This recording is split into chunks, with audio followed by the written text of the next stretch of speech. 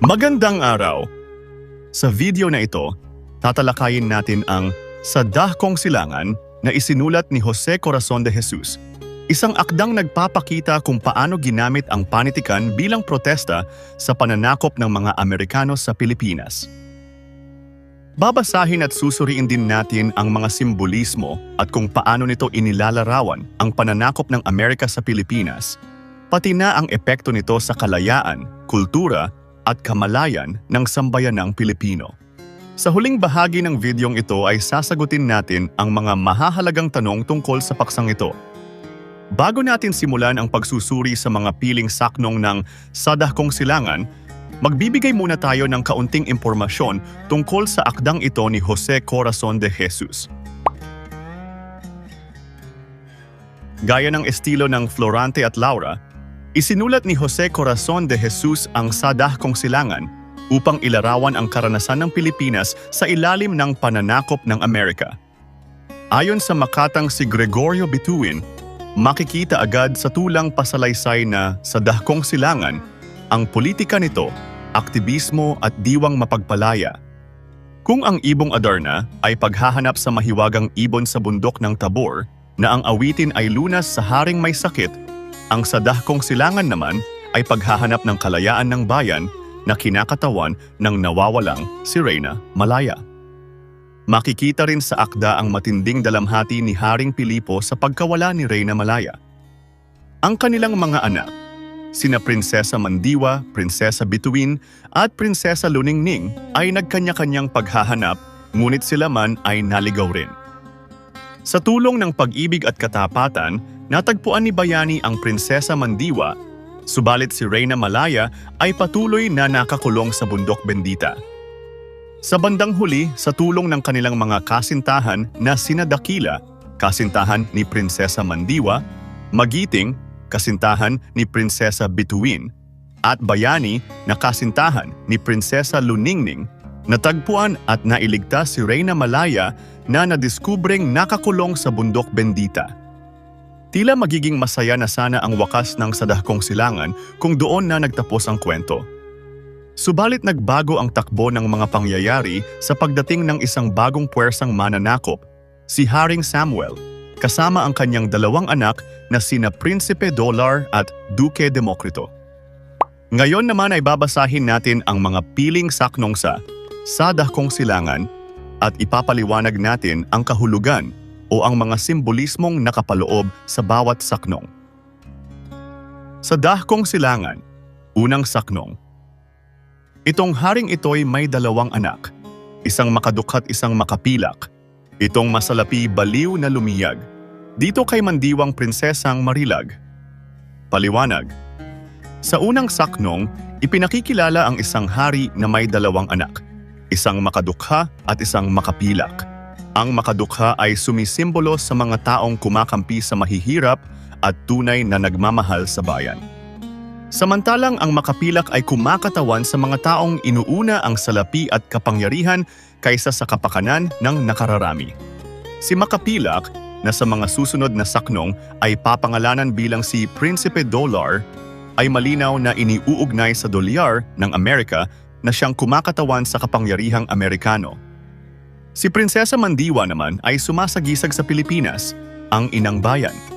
Ipinapakita sa saknong na ang pag-ibig ni makapilak ay hindi tunay na pagmamahal kundi pagnanasa sa yaman at kagandahan ng Pilipinas. Ibig sabihin, ang Amerika ay hindi dumating upang tunay na tumulong kundi upang makinabang. Ikalawang saknong. Ibig ng prinsipe, ng Prinsipe Dolar, nakunan ng lupat ang Prinsesang Hirang. Nais na itanim doon sa silangan ang lahat ng kanyang ari at kalakal. Paliwanag. Sa ikalawang saknong, ipinapakita ang malinaw na layunin ng Prinsipe Dolar, ang angkinin ang lupa at itanim doon ang kanyang ari at kalakal. Ang lupa ay simbolo ng likas yaman ng Pilipinas tulad ng mga pananim at produktong agricultural. Noong panahon ng pananakop ng Amerika, ginawang taga-supply ng hilaw na materyales ang Pilipinas. Ang mga produktong gaya ng asukal, tabako, niyog at abaka ay iniluluwas sa Amerika. Dahil dito, ang ekonomiya ng bansa ay napailalim sa kontrol ng mga Amerikano. Hindi ang mga Pilipino ang pangunahing nakinabang, kundi ang mga dayuhan at iilang mayayamang Pilipino. Ikatlong saknong, at yaong bandilang may araw at tala, may ilang panahong makita't mawala. Kung may kalayaang dooy mawiwikay, walang kasarinlan sa gintot sa lupa. Paliwanag. Ang bandilang may araw at tala ay malinaw na tumutukoy sa watawat ng Pilipinas. Ngunit sinasabi sa saknong na ito'y makita't mawala, na nangangahulugang hindi matatag o tunay ang kalayaang ipinakita. Matapos ang pananakop ng Espanya, ipinangako ng Amerika ang kalayaan ng Pilipinas. Gayunman, hindi agad ito ibinigay. Bagamat may sariling bandila at pamahalaan, kontrolado pa rin ng Amerika ang mahahalagang desisyon sa bansa. Ipinapakita rito ang isang kalayaang panlabas lamang, ngunit hindi tunay sa puso ng sistema. Ikaapat na saknong. Maganda ang hawla na nakakatulad. Ang lupang silangang mayamang mahirap. Malayang ang iboy umawit sa gubat. Ang gubat ay kulong ng malaking lambat. Paliwanag. Inihahalin tulad sa isang magandang hawla ang kalagayan ng Pilipinas. Ang ibon ay tila malayang umaawit, ngunit nakakulong pala sa isang lambat. Ibig sabihin, may anyo ng kalayaan ngunit may nakatagong kontrol. Noong panahon ng Amerikano, ipinakilala ang Philippine Assembly at kalaunan ang Philippine Senate. Sa paningin ng marami, tila malaya na ang bansa dahil may mga Pilipinong namumuno. Ngunit sa katotohanan, ang Gobernador General na Amerikano pa rin ang may pinakamataas na kapangyarihan. Ikalimang saknong.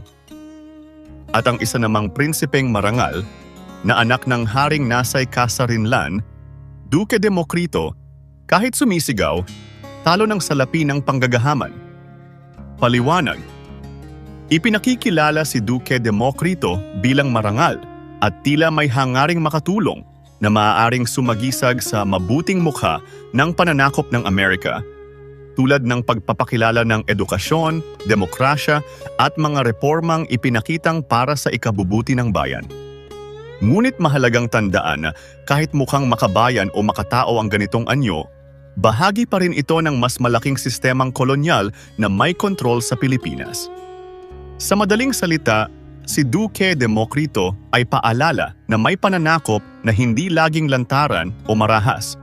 Minsan, ito'y dumadaan sa tulong at pangako, kaya mas madaling paniwalaan ng ilan. Ika-6 na saknong.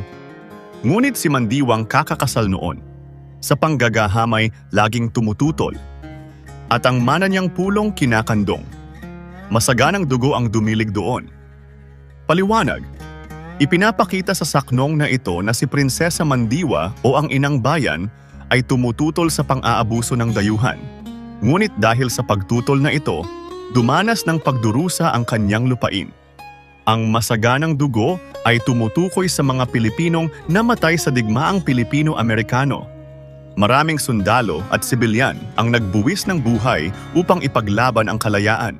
Ang dugo nila ang naging sakripisyo para sa bayan. Ika-7 saknong. Samantala namang Demokritong anak ng Haring Samuel na makamahirap, tumutulong siyang arawi mapasikat, subalit aayaw payagan ng pilak. Paliwanag. Sa saknong na ito, si Haring Samuel ay sumasagisag sa Estados Unidos. Ang Demokritong anak ay maaaring tumukoy sa demokrasya na ipinakilala ng Amerika, mga halalan, batas, at mga institusyong tila nagbibigay liwanag sa bayan, arawi mapasikat. Ngunit sinasabi rin ng tula na hindi ito lubos na umuusad dahil ayaw payagan ng pilak. Ibig sabihin, kahit may anyo ng demokrasya, kontrolado pa rin ito ng kapangyarihan ng salapi at interes ng dayuhan. Kaya ang mensahe, may kalayaang ipinapakita, pero hindi ganap dahil nakatali pa rin sa pera at kapangyarihan. Ika-8 saknong. Sa ganyan na hati ang pakikisama, pinag-aagawan si Reyna Malaya, mithing ang bayay bigyan ng ginhawa, kalaban ng pilak na pambulag mata. Paliwanag. Sa saknong na ito, makikita ang malinaw na pagkakahati-hati ng bayan. Ang linyang sa ganyan na hati ang pakikisama ay nagpapakita na hindi nagkaisa ang mga Pilipino sa panahon ng pananakop. Si Reyna Malaya ay sumisimbolo sa kalayaan ng Pilipinas. Pinag-aagawan siya ng dalawang panig, ang mga nagnanais ng tunay na kasarinlan at ang mga kumakampi sa dayuhan dahil sa pilak o salapi. Ang pilak na pambulag mata ay tumutukoy sa pera at kapangyarihang ginamit ng Amerika upang makuha ang suporta ng ilang Pilipino. Sa panahong iyon, may mga revolusyonaryong patuloy na lumalaban para sa kalayaan. Ngunit mayroon ding mga ilustrado at politikong nakipagsabwatan sa mga Amerikano kapalit ng posisyon at benepisyo.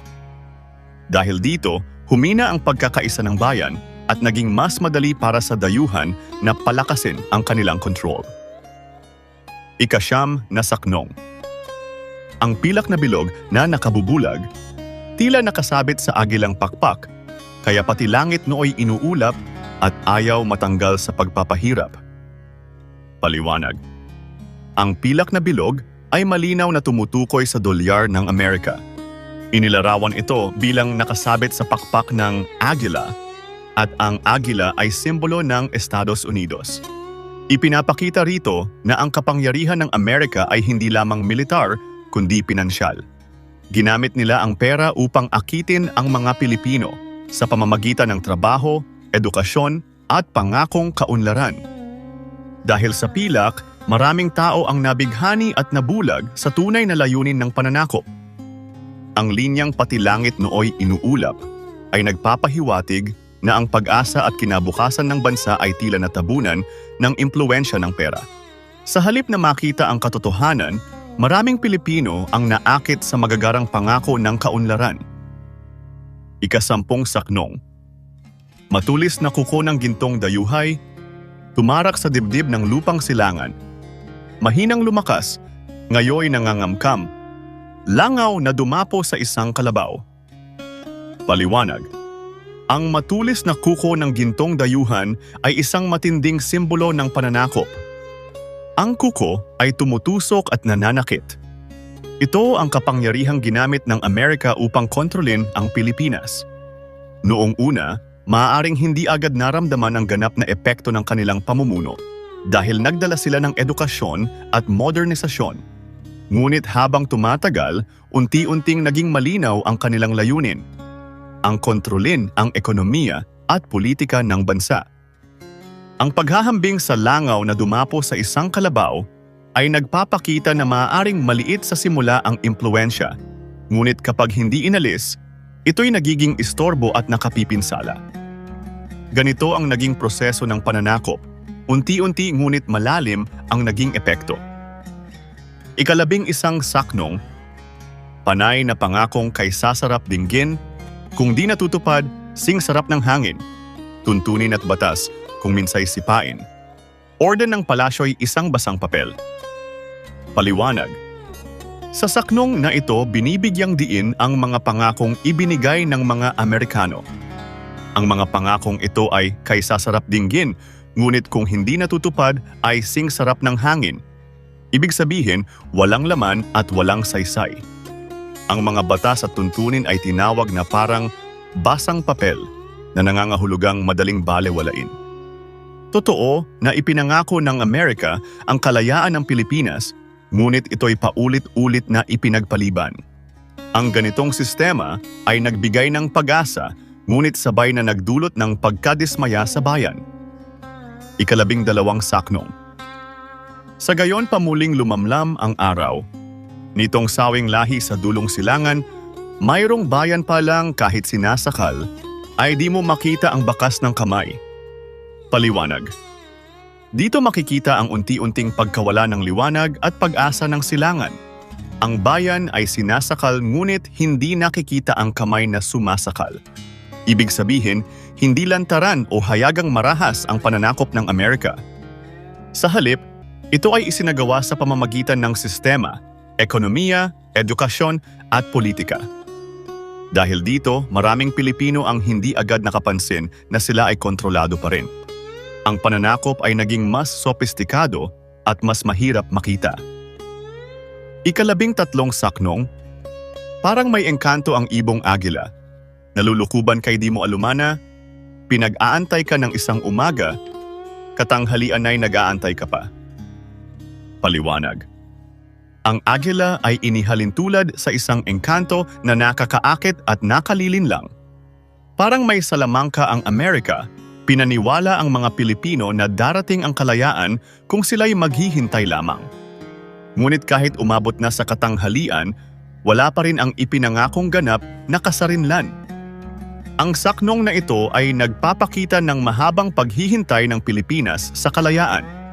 Ipinapakita rin dito ang pagtitiis at pag-asa ng mga Pilipino sa kabila ng matagal na paghihintay. 14 na saknong. Sa kanaturuang ang baya ay mahilig, sa hilig din nilang parang bagong sakit. Sa mga salitang lubhang mapang-akit, nagpautang hanggang umabot sa liig. Paliwanag, sa saknong na ito, ipinapakita kung paano nasanay ang bayan sa matatamis na salita ng dayuhan.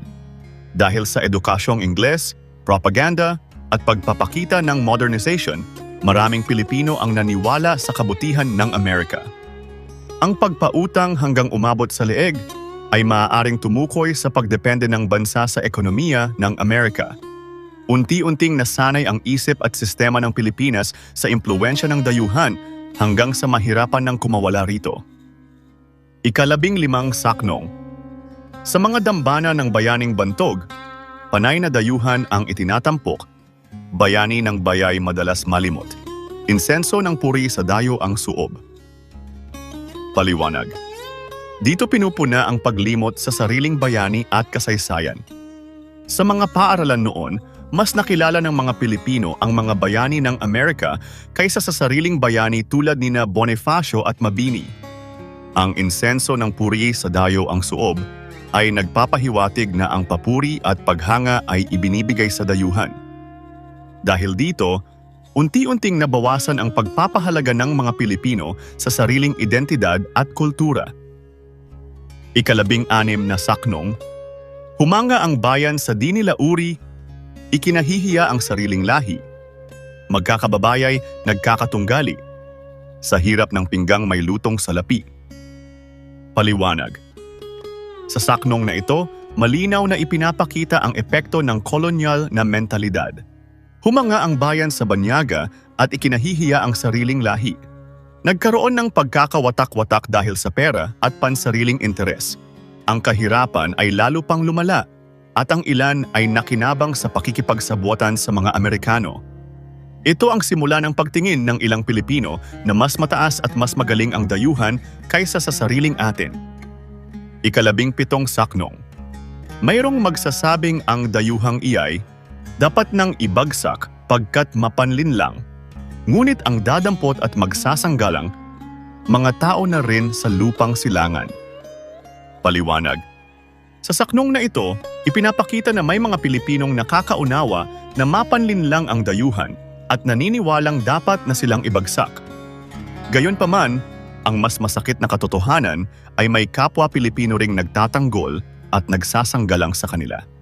Ibig sabihin, hindi lamang ang Amerika ang dahilan kung bakit nagpatuloy ang pananakop, kundi pati ang ilang Pilipinong nakinabang sa sistema.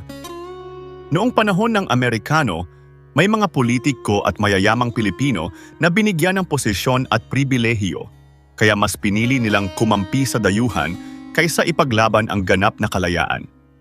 Ipinapakita ng saknong na ang pagkakahati-hati at kawalan ng pagkakaisa ng bayan ang isa sa pinakamalaking dahilan kung bakit naging matagumpay ang kolonyal na pamamahala. 18 saknong. Palibhasay dooy malaya ang lahat. Sa isip ng bayay malaya ngang ganap. Ang bandila nilang hindi mailabas, kundi kaagapay ng bandilang padpad. Paliwanag. Dito inilalarawan ang ilusyon ng kalayaan. Maraming Pilipino ang naniwalang malaya na ang bansa dahil may sariling pamahalaan at watawat. Ngunit ang bandila ng Pilipinas ay hindi maitaas ng hiwalay sa bandila ng Amerika. Ibig sabihin, ang kalayaan ay hindi paganap sapagkat may nakadikit pa ring kapangyarihan ng dayuhan. Noong panahon ng Commonwealth, pinayagan ng Pilipinas na magkaroon ng sariling liderato, ngunit kontrolado pa rin ng Estados Unidos ang mahahalagang desisyon tulad ng depensa at ugnayang panlabas. Ipinapakita rito na ang tunay na kalayaan ay hindi lamang simbolo o anyo, kundi ang kakayahang magpasya ng walang impluwensya ng ibang bansa. Ika-19 na saknong. Ang salapi nila ang tatak sa likod ay ibong adar ng tanda ng pagsakop. Tugtugin ng bayan kapag tinutugtog, tugtugin ng dayo ang isinusunod. Paliwanag.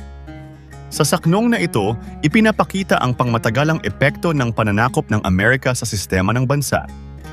Ang salapi at simbolo ng dayuhan ay naging tatak na naiwan sa likod ng Pilipinas. Ibig sabihin, malalim at hindi madaling mabura ang impluwensya nito. Ang paghahambing sa tugtugin ng bayan na sinusundan ng tugtugin ng dayo ay nagpapakita na kahit tila sariling kultura ang umiiral, marami pa rin itong impluwensyang banyaga. Sa ekonomiya, edukasyon at maging sa paraan ng pamumuhay, malaki ang naging impluwensya ng Amerika. Kaya kahit natapos ang formal na pananakop, nananatili pa rin ang impluwensyang ito sa pang-araw-araw na buhay ng mga Pilipino. Ika-20 saknong. At ang kabataang tila nabubulag, kay dami ng aklat ngunit walang aklat. Libo-libong aral, laksalaksang pilak, paglabas sa templo'y dayuhan ang utak. Paliwanag. Sa huling saknong, binibigyang diin ang epekto ng kolonyalismo sa kabataan. Bagamat marami silang aklat at natutunan sa paaralan, ang karamihan sa mga aral ay nakabatay sa pananaw at kultura ng dayuhan.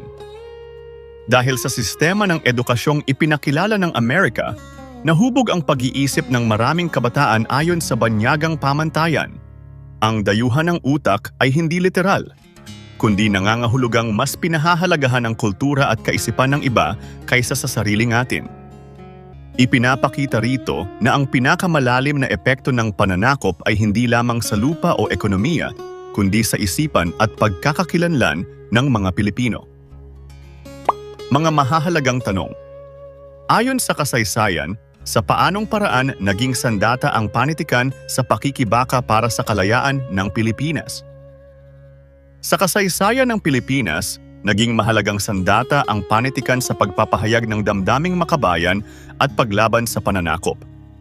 Sa pamamagitan ng mga tula, sanaysay, nobela at dula, naipahayag ng mga manunulat ang tunay na kalagayan ng bayan at naipamulat sa mga Pilipino ang mga pang-aabuso ng mga dayuhan.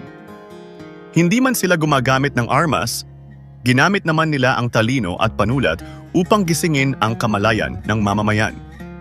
Ang panitikan ang naging boses ng mga inaapi at naging paraan upang maiparating ang mensahe ng kalayaan, pagkakaisa at pagmamahal sa bayan. Dahil dito, naging mahalagang bahagi ito ng kilusang makabayan laban sa mga mananakop. Paano maituturing na isang alegorya ng kasaysayan ang Sadahkong Silangan ni Jose Corazon de Jesus?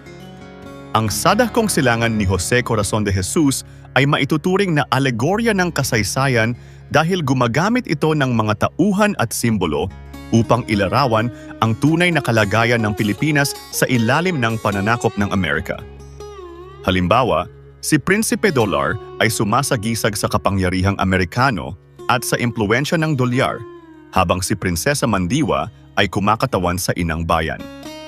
Sa halip na tahasang banggitin ang Estados Unidos o ang mga pangyayari sa kasaysayan, ginamit ng Makata ang simbolismo upang maipahayag ang kanyang mensahe. Sa ganitong paraan, naipakita niya ang pananakop, kolaborasyon, at pagkakahati-hati ng mga Pilipino nang hindi direktang tinutuligsa ang pamahalaan, na mahalaga lalo na noong panahong may limitasyon sa malayang pagpapahayag. Paano inilarawan ni Jose Corazon de Jesus ang sitwasyon ng Pilipinas sa panahon ng pamamahala ng mga Amerikano? Inilarawan ni Jose Corazon de Jesus ang kalagayan ng Pilipinas bilang isang bansang tila malaya, ngunit nakatali pa rin sa impluwensya ng dayuhan. Ipinakita niya na ang pananakop ng Amerika ay hindi lamang sa pamamagitan ng dahas, kundi sa pamamagitan ng pera, edukasyon, at sistemang pampulitika. Sa tula, makikita ang pagkakahati-hati ng bayan, ang pagkasilaw ng ilan sa pilak o salapi, at ang unti-unting pagkawala ng pagpapahalaga sa sariling kultura. Ipinahiwatig din niya na ang kalayaang ipinakita ng Amerika ay may hangganan at hindi ganap. Sa kabuuan, inilalarawan niya ang isang bansang nasa ilalim ng kontrol, kahit tila may sariling pamahalaan at watawat. Ano ang naging papel ng panitikan noong panahon ng pananakop ng Amerika at bakit mahalaga pa rin ito sa kasalukuyan? Noong panahon ng pananakop ng Amerika, ang panitikan ay nagsilbing daluyan ng makabayang kaisipan at tahimik na protesta laban sa kolonyalismo. Dahil may kontrol ang mga Amerikano sa pamahalaan at edukasyon, ginamit ng mga manunulat ang malikhaing paraan tulad ng alegorya at simbolismo upang maipahayag ang kanilang pagtutol. Sa kasalukuyan, mahalaga pa rin ang mga panitikang ito dahil nagsisilbi itong paalala sa kasaysayan at sa mga aral ng nakaraan. Tinutulungan tayo nitong maunawaan ang epekto ng kolonyalismo sa ating kultura at pagkakakilanlan. Higit sa lahat, pinapaalalahanan tayo ng panitikan na ang kalayaan ay hindi lamang pisikal kundi pati sa pag-iisip at pagpapahalaga sa sariling identidad bilang Pilipino. Ano ang mensaheng nais iparating ng Sadah Kong Silangan? Ang mensaheng nais iparating ng Sadah Kong Silangan ni Jose Corazon de Jesus ay ang babala laban sa pananakop na hindi lantaran ngunit nakatago sa anyo ng tulong, demokrasya at kaunlaran. Ipinapakita sa akda na maaaring magmukhang malaya ang isang bansa, may sariling watawat at pamahalaan. Ngunit kung kontrolado pa rin ng dayuhan ang ekonomiya, edukasyon at pag-iisip ng mamamayan, hindi pa rin ito tunay na malaya.